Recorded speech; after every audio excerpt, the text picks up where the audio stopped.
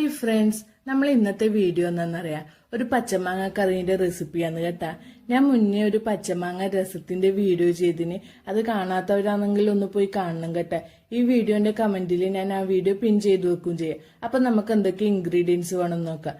2 മാങ്ങ മുറിച്ചത്, പിന്നെ ഒരു 11 കുഞ്ഞുള്ളിയാണ് നമ്മൾ എടുത്തിട്ടുള്ളത് കേട്ടാ. പിന്നെ കുറച്ച് കറിവേപ്പിലയും കുറച്ച് വെളുത്തുള്ളി, ഒരു കഷ്ണം ഇഞ്ചിയുമാണ് എടുത്തിട്ടില്ലേ. അപ്പൊ നമുക്ക് ഇത്രയും ഇൻഗ്രീഡിയൻസ് ആണ് കേട്ടോ വേണ്ടത്. അതിനൊരു ചീനച്ചട്ടി എടുത്തിട്ട് അടുപ്പത്ത് വെച്ച് അത് ചൂടാകുമ്പോൾ അതിലേക്ക് കുറച്ച് വെളിച്ചെണ്ണ ഒഴിക്കുക. വെളിച്ചെണ്ണ ചൂടായിട്ട് വരുമ്പോൾ നമ്മൾ കുറച്ച് കടുക് ഇടുന്നുണ്ട്.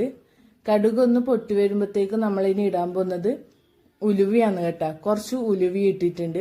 ഉലുവി ഒന്ന് ഇതായി വരുമ്പോൾ നമ്മൾ കുറച്ച് കുഞ്ഞി ജീരകമാണ് ഇടുന്നത് കേട്ടാ. ഇതെല്ലാം ഒന്ന് ശരിയായി വരുമ്പോഴത്തേക്ക് നമ്മൾ അതിലേക്ക് ഉണക്കമുളകാണ് ഇനി ഇടുന്നത്. 2 ഉണക്കമുളക് കീറിയിട്ടാണ് നമ്മൾ ഇട്ടിട്ടുള്ളത്. പിന്നെ കുറച്ച് കറിവേപ്പിലയും കൂടി ഇടുന്നുണ്ട് കേട്ടാ. ഇതൊന്ന് ചൂടായി വരുമ്പോഴത്തേക്ക് നമ്മൾ കുഞ്ഞുള്ളി മുറിച്ചിട്ട് ഇടുന്നുണ്ട്. കുഞ്ഞുള്ളി നമ്മൾ മുറിച്ചിട്ടാണ് ഇടുന്നത്, മുഴുവനായിട്ടല്ല. അതിലേക്ക് കുറച്ച് ഉപ്പും കൂടി ഇടുന്നുണ്ട് കേട്ടാ. ഉപ്പ് ഇടുന്നത് ഇതിൻ്റെ ഒപ്പം ഇടുന്നതെന്ന് വെച്ചാൽ പെട്ടെന്ന് വഴണ്ട് കിട്ടും കേട്ടോ. അതിന് വേണ്ടിയിട്ടാണ് ഉള്ളീൻ്റെ ഒപ്പം തന്നെ നമ്മൾ ഉപ്പിടുന്നത്. ഇനി ഇതെല്ലാം കൂടിയിട്ട് നന്നായിട്ട് ഇളക്കണം കേട്ടാ. ഇതിന്റെ റോസ് കളർ മാറി വരുന്നവരെ നമ്മൾ നന്നായിട്ട് ഇളക്കണം കേട്ടാ. ഇടയ്ക്കിടയ്ക്ക് ഇളക്കിക്കൊണ്ടിരിക്കണം. കാരണം എന്ന് വെച്ചാൽ ഇത് ചിലപ്പോൾ അടിക്ക് പിടിക്കാനുള്ള ചാൻസ് ഉണ്ട്. അതുകൊണ്ട് 1-2 മിനിറ്റ് ഇടവിട്ടിട്ട് ഇളക്കിക്കൊണ്ടിരിക്കണം. ഇനി നമ്മൾ അടുത്തതായിട്ട് ഇടാൻ പോകുന്നത് ഇഞ്ചി ചതച്ചതാണ്. ഇഞ്ചി ചതച്ചതിൻ്റെ ഒപ്പം തന്നെ നമ്മൾ വെളുത്തുള്ളി ചതച്ചതും കൂടിയിട്ട് അതിൻ്റെ ഒപ്പം ഇടുന്നുണ്ട് കേട്ടാ. ഇനി ഇതെല്ലാം ഒന്ന് നന്നായിട്ട് ഇളക്കിക്കൊണ്ടിരിക്കണം കേട്ടാ. ഇഞ്ചിയും വെളുത്തുള്ളി ഇട്ടാൽ അടിക്ക് പിടിക്കാൻ ചാൻസ് ഉണ്ട്. പിന്നെ കുറച്ചും കൂടി കറിവേപ്പില ഇടുന്നുണ്ട്.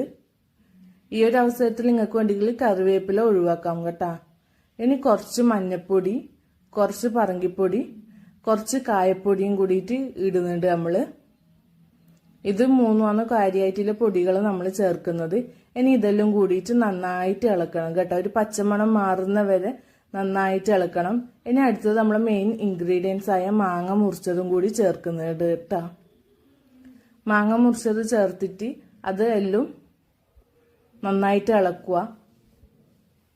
അത് ഇതെല്ലാം അതിലേക്ക് പിടിക്കണം. പിന്നെ നമ്മൾ വെള്ളമാണ് ഒഴിക്കുന്നത്. വെള്ളം ഒഴിക്കുന്നുണ്ട്, കുറച്ച് ഒരു അരക്കപ്പോളം വെള്ളം ഒഴിക്കുന്നുണ്ട്.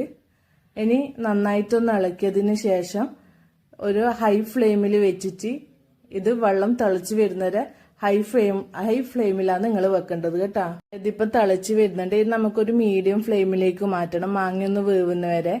ഇനി നമുക്ക് അതിലേക്ക് ഇടേണ്ടത് കുറച്ച് വെള്ളമാണ്. നമ്മളിനി കുറച്ച് വെള്ളം കൂടി ഇട്ടിട്ടുണ്ട്. അതെന്ന് വെച്ചാല് ഇതിന്റെ പുളിയെല്ലാം ഒന്ന് ബാലൻസ് ചെയ്യാൻ വേണ്ടിയിട്ടാണ് നമ്മൾ കുറച്ച് വെള്ളം കൂടി ഇടുന്നത്. വെള്ളത്തിന് പകരം ഒരു നുള്ളു പഞ്ചസാര ആയാലും മതി കേട്ടാ. അപ്പൊ നമ്മളെ പച്ചമാങ്ങ കറിയുടെ റെഡി ആയിട്ടുണ്ട്. നിങ്ങൾക്ക് വേണ്ടിക്ക് അതിന്റെ മുകളിൽ കുറച്ച് മല്ലിച്ചപ്പും കൂടി ഇടാം. അതും കൂടി ഇട്ടിട്ടുണ്ടെങ്കിൽ ഒന്നും കൂടി സൂപ്പർ ആവും. അപ്പൊ ഇത് നിങ്ങളെ വീട്ടിൽ തയ്യാറാക്കി നോക്കുക. അപ്പൊ നമ്മളെ ഇന്നത്തെ വീഡിയോ ഇത്രയേ ഉള്ളൂ കേട്ടോ. വീഡിയോ ഇഷ്ടമായാൽ സപ്പോർട്ട് ചെയ്യാൻ മറക്കല്ലേ.